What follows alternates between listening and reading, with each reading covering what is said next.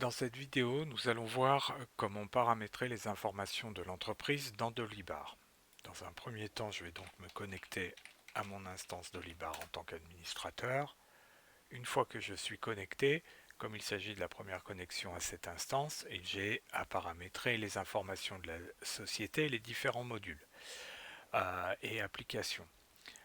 Nous reviendrons dans une prochaine vidéo sur la configuration des modules et applications à installer dans une entreprise vitivinicole, mais nous allons nous intéresser ici à la configuration de la société. Donc si on clique sur ce lien, eh bien on se rend compte qu'on bascule sur une page où il y a 4 onglets.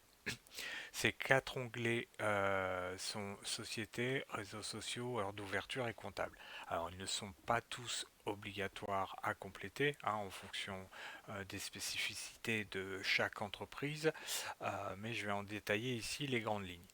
Donc dans cette partie-là, on va rentrer la raison sociale, ensuite la devise. On va bien évidemment mettre le pays correspondant à la société. Ça va être très important puisque ça va nous permettre après de définir tous ces paramètres sur les différents éléments. Il n'y a rien de bien compliqué à configurer les informations de cette société, si ce n'est ajouter les logos carrés ou pas, ou les logos longs.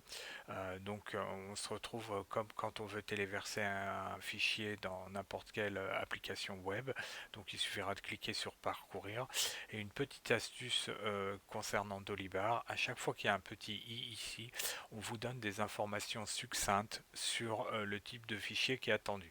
Par exemple, pour les logos, vous ne pouvez déposer que des fichiers au format PNG, JPEG ou JPEG avec une taille maximale de 2048 kilooctets, ce qui correspond à peu près à 2 mégas. Et voilà.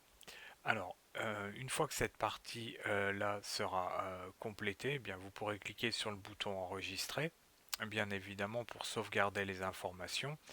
Et vous pourrez passer ensuite à la configuration concernant les réseaux sociaux, les heures d'ouverture et éventuellement des informations liées à la comptabilité.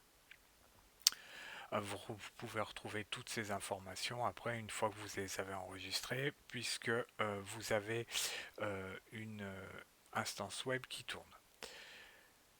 En ce qui concerne la gestion de la TVA, il faudra dire si vous êtes assujetti ou non à la TVA et vous avez la possibilité d'ajouter notamment d'autres types de taxes en fonction de la spécificité de votre activité professionnelle et vous avez même la possibilité d'ajouter les informations liées à un timbre fiscal.